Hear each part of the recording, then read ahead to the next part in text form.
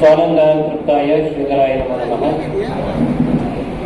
अखंड मंडलाकारं व्याप्तं येन चराचरं तत्पदं दर्शितं येन तस्मै ಶ್ರೀ ಗುರುವೇ ನಮಃ।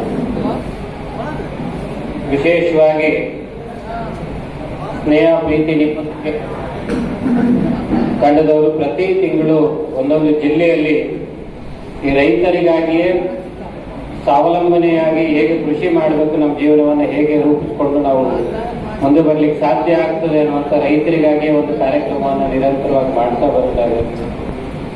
ಅದ್ರ ಜೊತೆಗೆ ವಿಶೇಷವಾಗಿ ತಮ್ಮೆಲ್ಲರಿಗೂ ಮಾರ್ಗದರ್ಶನ ನೀಡಲಿಕ್ಕಾಗಿ ನಮ್ಮೆಲ್ಲರ ಪ್ರೀತಿಯ ಕುಲಪತಿಗಳು ಕೂಡ ಆಗಮಿಸಿ ನಮ್ಮೆಲ್ಲರಿಗೂ ಇಷ್ಟೊತ್ತು ತಮ್ಮ ಅನುಭವವನ್ನು ತಮ್ಮ ಜೊತೆಗೆ ಹಂಚಿಕೊಂಡಿದ್ದಾರೆ. ಅದರ ಜೊತೆಗೆ ಈಗ ತಾನೇ ಅಂಗಡಿ ಸರ್ ಅವ್ರದ್ದು ನಾಳೆಗೆ ರಿಟೈರ್ಮೆಂಟ್ ಅಂತ ತಿಳಿಯಿತು. ಅದ್ರ ರಿಟೈರ್ಮೆಂಟ್ ಎದುರದ ಅಂತ ನಿಮಗೆ ಗೊತ್ತಾಗಿಲ್ಲ. ಅವ್ರು ನೌಕರಿಗೆ ರಿಟೈರ್ಮೆಂಟ್ ಆಗ್ಯದ, ಅದಕ್ಕೆ ಅವ್ರದ್ದು ಹುದ್ದೆ ಭಾಳ ಚಂದದ, ವಿಸ್ತರಣಾ ನಿರ್ದೇಶಕರು ಅಂತ. ಇಷ್ಟಿನ ದಿವಸ ಭಾಳ ಸಣ್ಣ ವಿಸ್ತೀರ್ಣದಾಗಿದ್ದರು ಅವರು. ಇನ್ನು ಮುಂದೆ ಪೂರ್ತಿ ದೇಶಕ್ಕೆ ಅವ್ರದ್ದು ವಿಸ್ತೀರ್ಣ ಆಗ್ತದ, ಅವ್ರ ಅನುಭವ ಎಲ್ಲರಿಗೂ ಹಂಚ್ಕೊಳ್ಳಂಗೆ ಆಗ್ತದ ಅಂತ ನಮಗೆ. ಜೊತೆಗೆ ಇಷ್ಟೊತ್ತು ಬಹಳಷ್ಟು ಜನ ರೈತರು ತಮ್ಮ ತಮ್ಮ ಅನುಭವಗಳನ್ನ, ಸಾವಯವ ಕೃಷಿಯನ್ನು ಹೇಗೆ ಮಾಡಬೇಕು ಅಂತ ಹೇಳಿ ಎಲ್ಲವನ್ನು ಸವಿಸ್ತಾರವಾಗಿ ಎಲ್ಲವನ್ನು ಹೇಳ್ತಾ ಬಂದಿದ್ರು. ಅದರ ಜೊತೆಗೆ ಅಫ್ಜಲ್ಪುರ್ನವರು ಗೋನಂದ ಜಲ ಮಾಡಿದ್ದು, ಹೀಗೆ ಸಾಕಷ್ಟು ಪ್ರತಿಯೊಂದು ಅವ್ರದ್ದೇ ಆದಂಥ ವಿಶೇಷವಾಗಿ ಏನೇನು ಬೆಳ್ಕೊಂಡು ಬರಾಕತ್ತಾರೆ ಪ್ರತಿಯೊಂದು ವಿಚಾರ ನಮಗೆ ತಿಳಿಸು. ಹಂಗಾಗಿ ಅದ್ರ ನಮ್ಮ ಸ್ಥಿತಿ ಹೆಂಗಾಗ್ಯದ ಅಂದ್ರೆ ನಮ್ಮ ಮಾತು ಎಲ್ಲಿ ಕಿವಿಯಾಗ ಹೋತಾವಿಲ್ಲ ಅಂತ ನಮಗೆ ಚಿಂತೆ ಆಗ್ಯದ. ಹೆಂಗಂದ್ರೆ ಮನೆಗೆ ಸ್ವಚ್ಛಲ ಮಗ ಆಗಿಬಿಟ್ಟಬಾರದಂತ ಮಾತಾಡಕ್ ಮನೆಗೆ ಸಿಗಬಾರದು. ನನ್ನ ಬರೋಕೆ ಎರಡು ಅನುಭವ. ನಮ್ಮ ಮನೆಗೆ ಸ್ವಚ್ಛಲ ಮಗನೂ ನಾನೇ ಹೇಳಿ, ಯಾವಾಗಲೂ ಕಾರ್ಯಕ್ರಮದಾಗ ಕೊನೆಗೂ ನಾನೇ ಮಾತಾಡ್ತೀನಿ. ಯಾಕಂದ್ರೆ ಈಗ ಒಟ್ಟು ಹಸ್ದಾಗ ಏನಾಗ್ತಾವ ಕಿವ್ಯಾಗ ಮಾತು ಹೋಗಂಗಿಲ್ಲ. ಸಣ್ಣದ ಒಂದು ಕತೆ ಹೇಳ್ತೀನಿ. ಈಗ ಸಂತ್ಯಾಗ ಹಿಂಗೆ ಗೊಂಬೆ ಮಾರ್ಲಿಕ್ಕೆ ಬಂದಿದ್ರಂತ. 3 ರೀತಿ ಗೊಂಬೆ ಇದ್ವು ಅಂತ. ಗೊಂಬೆ ನೋಡ್ಲಿಕ್ಕೆ 3 ಚಂದ ಇತ್ತು, ಒಂದಕ್ಕೊಂದು ನೋಡ್ಲಿಕ್ಕೆ ಯಾವ ವ್ಯತ್ಯಾಸ ಇರ್ಲಾರ್ದಂಗಿದ್ವು. ಒಂದು ಗೊಂಬೆಗೆ ಕಿವ್ಯಾಗ ದಾರ ಹಾಕಿದ್ರೆ ಈ ಕಡೆ ದಾರ ಬರ್ತಿತ್ತು. ಇನ್ನೊಂದು ಗೊಂಬೆಗೆ ಕಿವ್ಯಾಗ ದಾರ ಹಾಕಿದ್ರೆ ಬಾಯಾಗ ದಾರ ಬರ್ತಿತ್ತು ಅಂತ. ಇನ್ನೊಂದು ಗೊಂಬೆಗೆ ಕಿವ್ಯಾಗ ದಾರ ಹಾಕಿದ್ರೆ ಮನಸ್ಸಿಗೆ ಮುಡುತ್ತಿತ್ತು.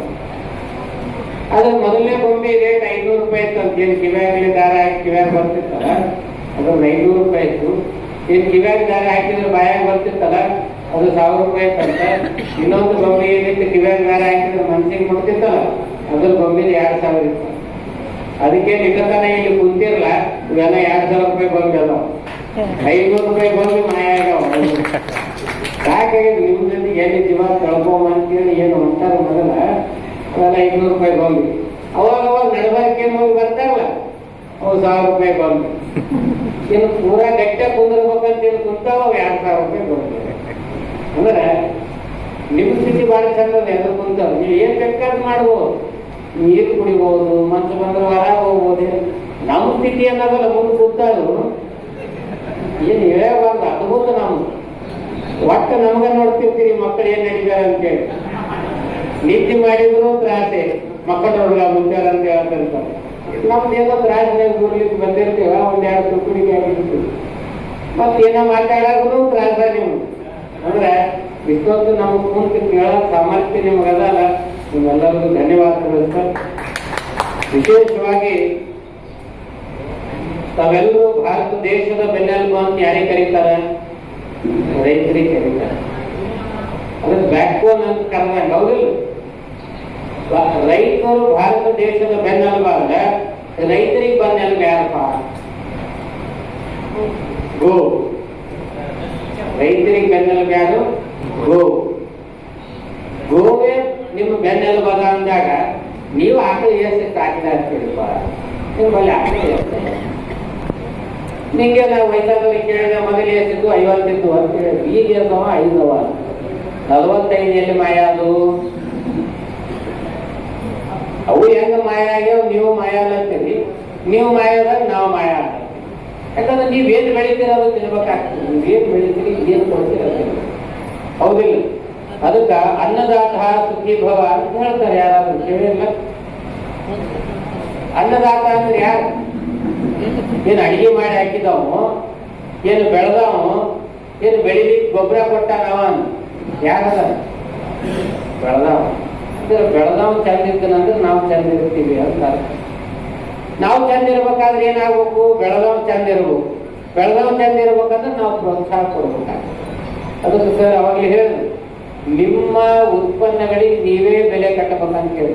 ಇಲ್ಲಿ ಎಷ್ಟು ಜನ ಈ ಸೋಯಾಬೀನ್ ಬೆಳೆಯಾರಿದ್ದೀರಪ್ಪ? ಕೈ ಹತ್ತಿರಿ. ಒಂದು 15-20 ಮಂದಿ ಅರ ಇದೆ.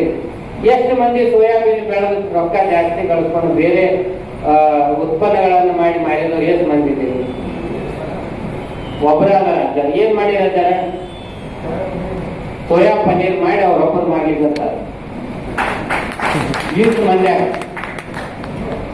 ಅದ್ರ ನಿಮ್ದ ಸೋಯಾ ತಗೊಂಡು ನಾ ಮಾರ್ಲಿಕ್ಕತ್ತೀನಿ ಬೆಂಗಳೂರಲ್ಲಿ.